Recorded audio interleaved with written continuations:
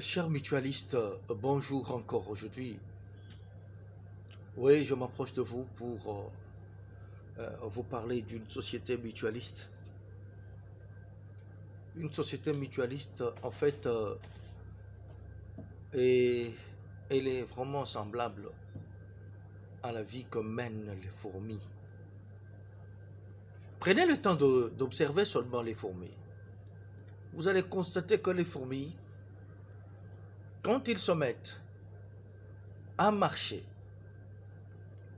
ils suivent toujours une ligne, à moins de les perturber.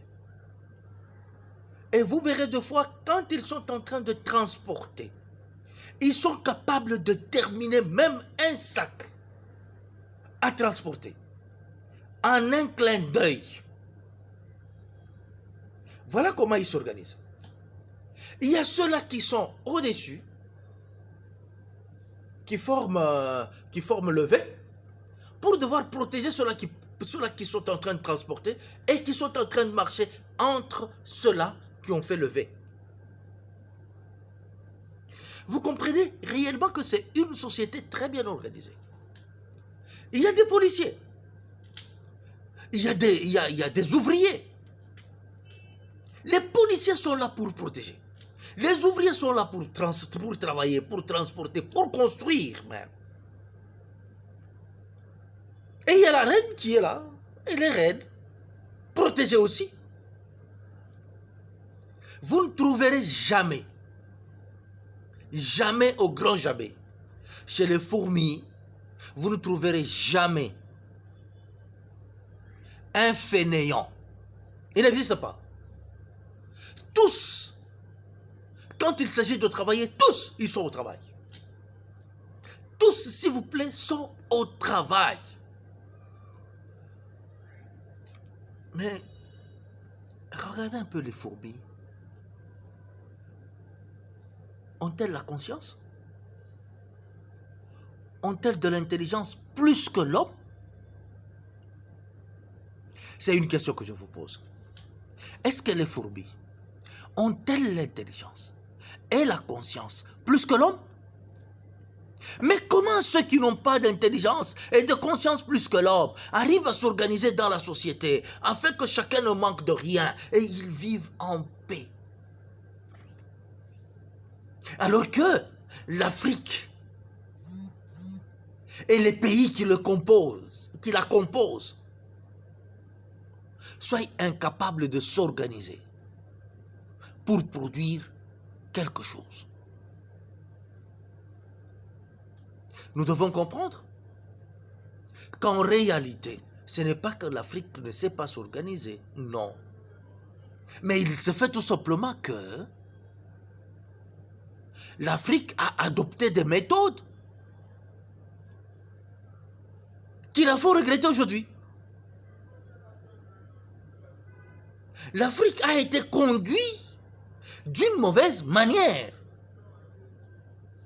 par ces colons, les détracteurs de l'économie africaine. Mais je voudrais que nous mettions à côté tout ce qu'ils sont, parce que nous les connaissons déjà, nous avons découvert ce qu'ils sont. Désormais, regardons vers l'avant. Que devons-nous faire?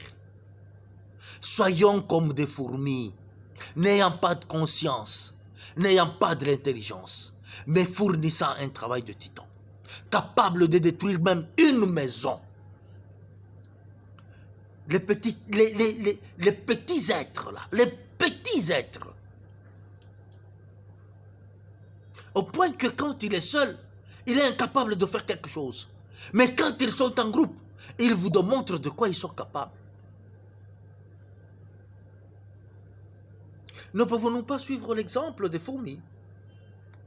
Une société mutualiste, même sans intelligence, elle s'organise. Une société mutualiste, même sans intelligence, elle s'organise. Les abeilles.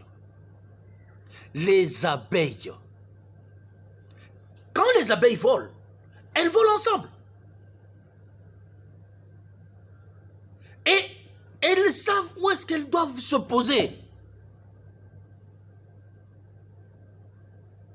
Tu ne trouveras jamais les abeilles. Quand elles volent, elles se subdivisent en groupes.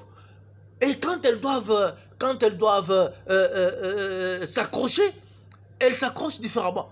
Les abeilles marchent toujours ensemble. Et quand les abeilles doivent se poser, elles se posent toutes ensemble. Comprenez que la société mutualiste, c'est une société organisée, de par même le mot lui-même. C'est une société qui responsabilise chacun. Et chacun connaît ce qu'il doit faire. Mon frère africain, ma sœur africaine, que sais-tu faire dans ta société? Que crois-tu faire de mieux dans ta société? Responsabilise-toi. Que chacun soit responsabilisé. Organisons-nous comme les fourmis. Organisons-nous comme les abeilles, afin que nous puissions chacun trouver sa part. Organisons-nous, afin que personne ne vienne nous tromper. Que personne ne vienne entrer entre nous pour nous diviser, pour nous séparer.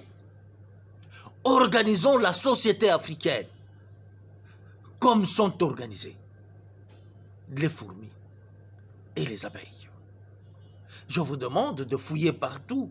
Vous comprendrez comment cette société-là est organisée. Bonne journée à vous.